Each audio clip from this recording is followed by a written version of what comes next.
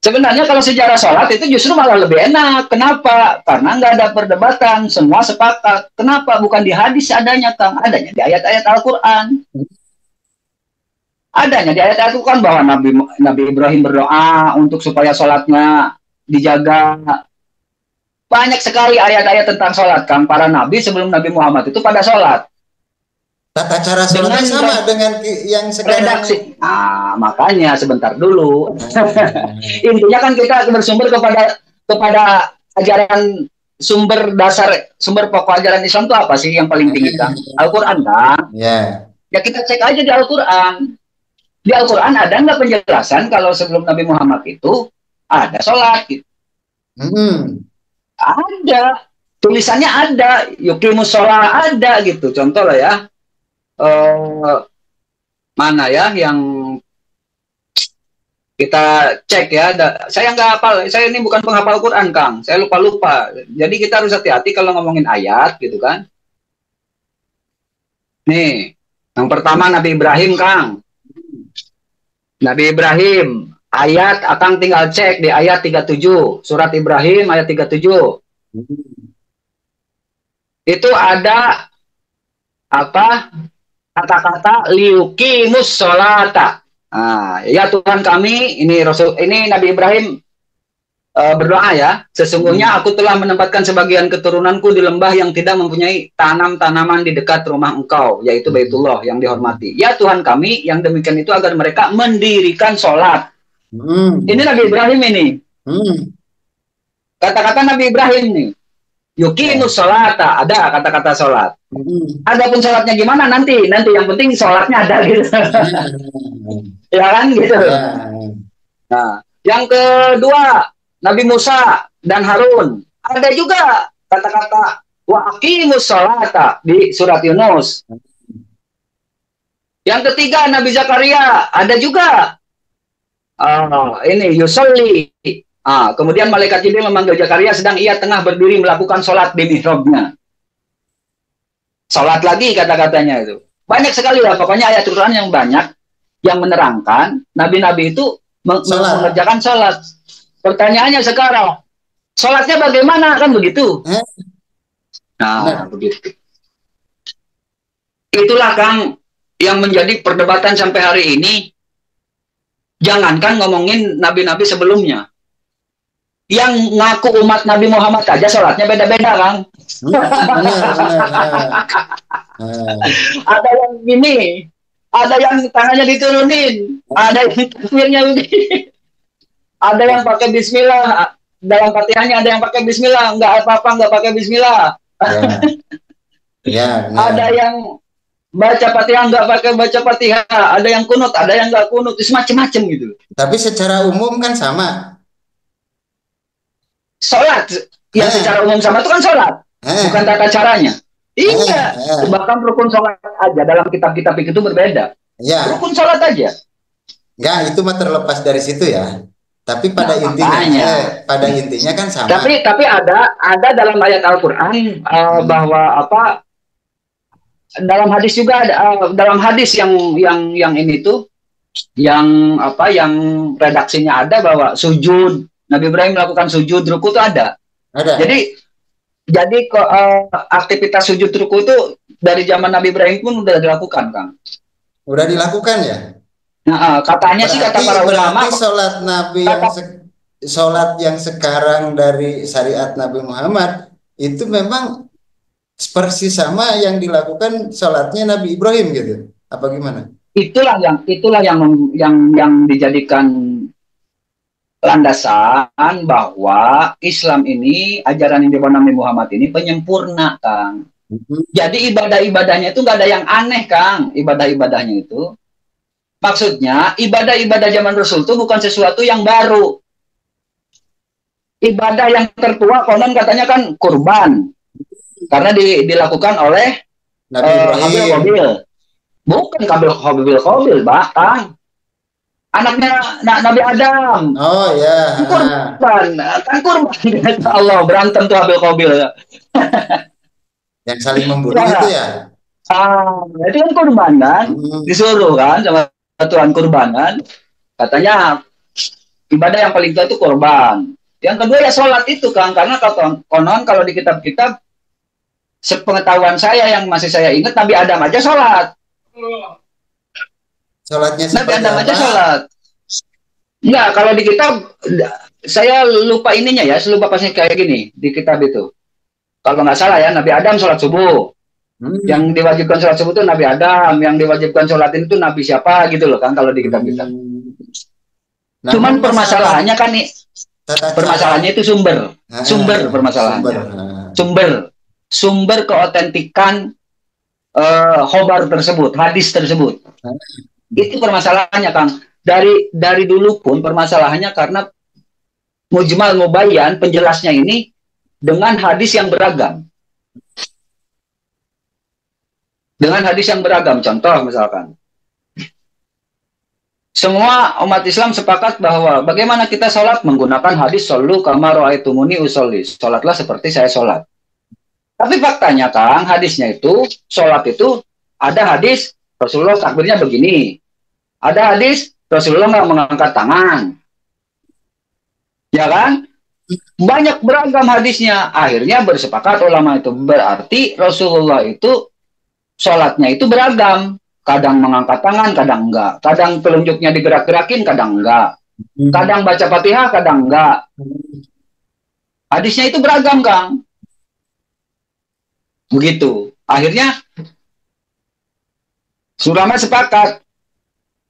Kalau Rasulullah itu melakukan gerakan sholat itu enggak konsisten gitu terus, enggak gitu. Tapi bermacam-macam gitu. oke, oke. Kayak kayak kayak setelah tumaninah itu lutut dulu apa tangan dulu. Setelah itidal kemudian tumaninah, diam dulu, itu turun itu lutut dulu apa tangan dulu waktu mau sujud itu. Itu dua-duanya hadis sahih, Kang. Yang satu hadis riwayat Wa'il bin Hujr, yang satu hadis riwayat Abu Hurairah. Tapi rame itu di kalangan kaum muslimin jadi rame gitu. Tentang tata cara apakah mau sujud itu setelah itidal itu tangan dulu apa ruku apa lutut dulu. Nah, jadi problemnya itu di hadis, Kang, problemnya, bukan di ayat. Kalau kita kembali ke ayat Al-Qur'an, tidak ada satupun tata cara sholat, Kang. Ayat Al-Qur'an itu ngomongin sholat sangat mujmal. Bahkan yang lebih detail itu ngomongin waris, ngomongin zakat itu lebih detail, Kang. Tapi di antara sekian tata sholat yang paling jelas kan sujud toh. Nggak ada yang paling jelas atau nggak jelas, Kang. Sumbernya. Enggak, yang di Quran. Ya ada kata-kata bahwa sujud, ruku, warka'u marokiin. Rukulah bersama orang-orang yang ruku. Kan kayak gitu. Sujud ruku itu ada. Kata-kata Ada. ruku sujud itu ada dari ayat Quran itu, Kang. Gitu loh. Berarti kan yang Tapi tidak. esensialnya yang esensinya yang disebut yang diceritakan atau yang di kalau ininya mungkin diinstruksikan di dalam Al-Qur'an gitu ya. Penjelasannya di Kita hadis. nggak bisa kita nggak bisa gegabah mengatakan yang berarti yang esensial itu ruku dan sujud karena disebutkan dalam Quran ruku dan sujud yang nggak bisa begitu kok jadinya kan logikanya. Karena kan kalau namanya sumber gitu kan acuan apalagi sekelas Quran gitu loh bahwa itu adalah pedoman hidup manusia itu pasti bawaannya itu nggak mungkin parsial nggak mungkin petunjuk teknis. Dia itu pasti universal karena apa? Tidak boleh lapuk oleh kondisi zaman tempat itu tidak boleh lekang oleh itu. Dia harus abadi, dia harus bisa digunakan kapanpun dan dimanapun gitu loh, Kang. Dia harus mujmal kalau bahasa usul fikih gitu kan. Makanya harus ada mubayyan, penjelas. Nah permasalahannya ketika mubayyan dijelasin gitu loh. Atau amwal khos, umum ke khusus, itu terjadi dinamika tidak mudah ternyata gitu loh. Terjadi ikhtilaf. Ya, sangat fatal loh Kang sampai ngomongin orang yang kunut masuk neraka loh. Fatal loh. Kullu Ya. bid'atin dolalah, gitu. Setiap orang yang melakukan bid'ah itu sesat dan orang sesat itu masuk neraka. Mm-mm. Gimana coba? Ngeri loh. Ya, oke Padahal lah. hadisnya Nah, ada. Ngomongin hadis kunut ada. nah, Salat subuh Rasul nggak kunut ada juga. ya. Begitu gitu loh. Jadi dua hadis ini taruh kayak bertentangan. Mm-mm. Dan Enggak, kalau yang berbicara yang mana ya, mau dieksplor sebenarnya itu kan udah pertentangan, artinya punya pandangan masing-masing sesuai sumber sumber yang dibacanya kan, atau memang dari mana dia berguru umpamanya gitu kan. Tapi yang jadi pertanyaan berikutnya, terlepas dari yang namanya sholat itu secara universal atau secara teknis praktis gitu ya, tapi yang jadi masalah kan gini, ketika Nabi taruhlah umpamanya memahamkan bahwa Nabi Muhammad itu Isra dan Mi'raj dalam satu malam, terlepas itu ruhnya atau dengan jasadnya gitu ya. Nah, ya sementara sebelum Nabi diisrokan, dimi'rajkan, itu kan berarti belum ada, tanda kutip ya, ada perintah sholat dalam artian wajib gitu kan. Oke.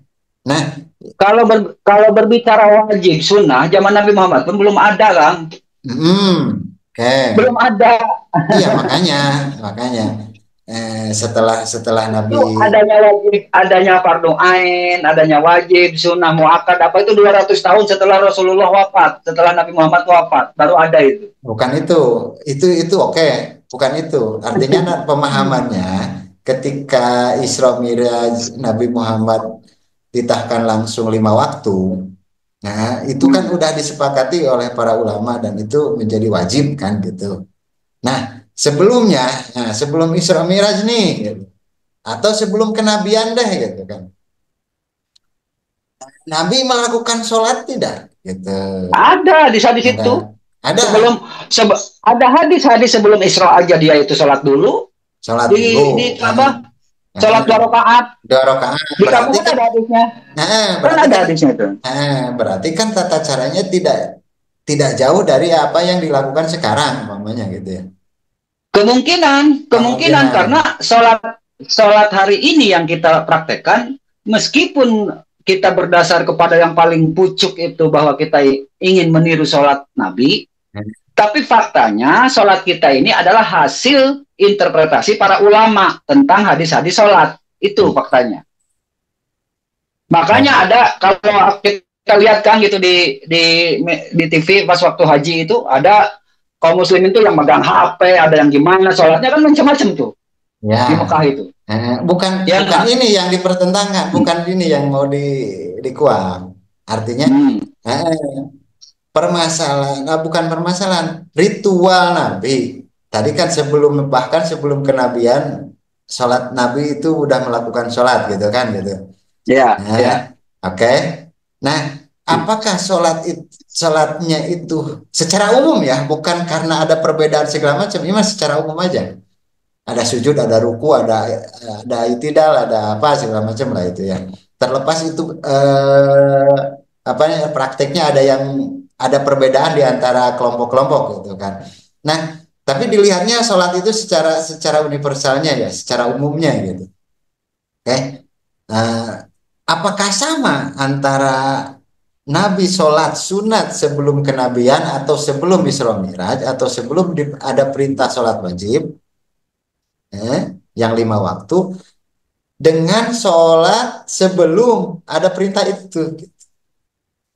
Sepengetahuan saya tidak ada sebuah sumber yang menerangkan secara detail tata cara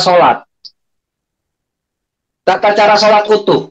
Jangankan yang sebelum Nabi Isra Mi'raj, yang setelah Nabi Isra Mi'raj pun itu nggak utuh, itu kumpulan hadis digabungin, Kang. Apalagi sebelum Isra Mi'raj gitu loh maksud saya. Tapi paling tidak kan turun temurun dari sahabat lihat Nabi atau ikut berjamaah Nabi.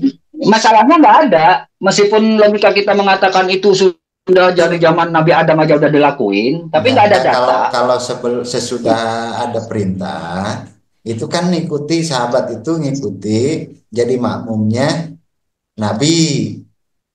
Otomatis Iya, walaupun dan walaupun ada perbedaan, tapi lihat Nabi ketika Nabi takbir pasti sahabat makmumnya takbir kan gitu. Ketika sahabat baca Fatihah umpamanya Nabi sahabat ketika Nabi baca Fatihah sebagai imam, umatnya pun jamaahnya di belakang ikut atau gimana gitu. Kita sujud, kita ruku sama seperti itu sampai wassalam.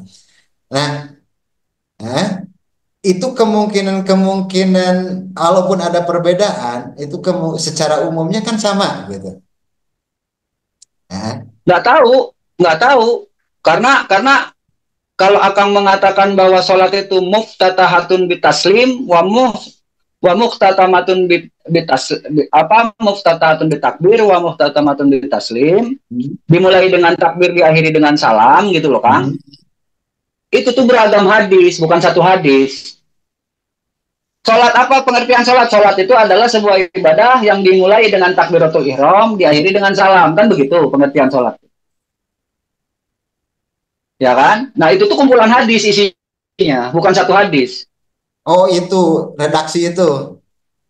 Iya, bukan satu hadis, itu kumpulan hadis, berhadis-hadis itu. Mulai untuk mengartikan bahwa yang namanya sholat itu dimulai dengan takbir, diakhiri dengan salam, gitu kan? Nah, Nah itu tuh kumpulan hadis, jadi bukan satu hadis. Ada hadis tentang Al-Fatihah, hmm, ada hadis tentang ruku dan sujud, ada hmm. hadis i'tidal. Jadi nggak diterangin kan, nggak diterangin kayak SOP gitu loh. Ya, Kayak maksudnya rukun kayak rukun sholat gitu. oke. Ada nggak kan mungkin bukan mungkin Nabi menikah kan di usia 25 tahun. Nah, Ya, sementara Nabi mendapatkan wahyu pertama di usia 40 berarti ada waktu 15 tahun tuh. ya. Nah, itu bersama-sama dengan Siti Khadijah menjalin rumah tangga gitu kan. Ada nggak hadis yang tercetus dari Khadijah tentang perilaku ibadah Nabi atau sholat Nabi? Banyak, tapi tidak berbicara spesifik tentang sholat. Beliau sering ke Ka'bah, sering Hmm. ke Gua Hiro, sering. Ada itu. Intinya ibadah ke Ka'bah itu. Ibadah. Cuma sholat Ah. melakukan ibadah apa nggak tahu. Sholat ada tulisan Sholat. sholat, cuman masalahnya sholatnya nggak diterangin. Hmm. Masalahnya sholatnya itu nggak diterangin, sholatnya gimana? Nah, Apa? berarti berarti Ruku, sujud. berarti terputus di situ ya. Secara secara Ya, sejarah ya, secara sejarah ya. ya dibilang terputus enggak karena ada hadis-hadis yang bertebaran Hmm. atas tentang praktek tata cara sholat Nabi gitu loh, Kang. Dan itu dicoba dirangkai, coba disistematisasi oleh para ulama, oleh generasi selanjutnya sampai contoh kayak la sholata liman lam yaqra bi fatihatil kitab misal gitu. Tidak ada sholat kalau orang nggak baca Fatihah. Akhirnya dijadikan Fatihah itu adalah sebuah rukun gitu loh, Kang. Tapi habisnya cuma segitu. Hadisnya itu cuma segitu, nggak ada ngomongin itu, nggak ada ngomongin ruku, nggak ada.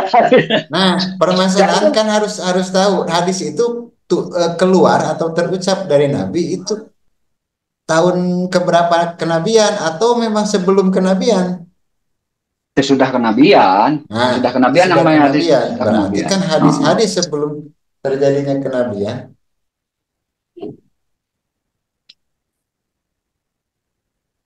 Sebelum terjadinya kenabian, oke? Hmm, Ada nggak hadis-hadis nggak itu ada, yang nggak ada nggak ada. sama sekali ya? Sepengetahuan saya nggak ada. Sepengetahuan saya nggak pernah nemu praktek tata cara ibadahnya Rasul, ya kan? Sebelum wahyu turun. Gitu. Cuman kalau kata-kata sholat, makanya eh, ada sebagian kaum muslim yang memahami sholat itu artinya kan doa kan. Sholat itu kan secara bahasa artinya doa. Jalan begitu. Itulah yang menjadi problem gitu kan, yang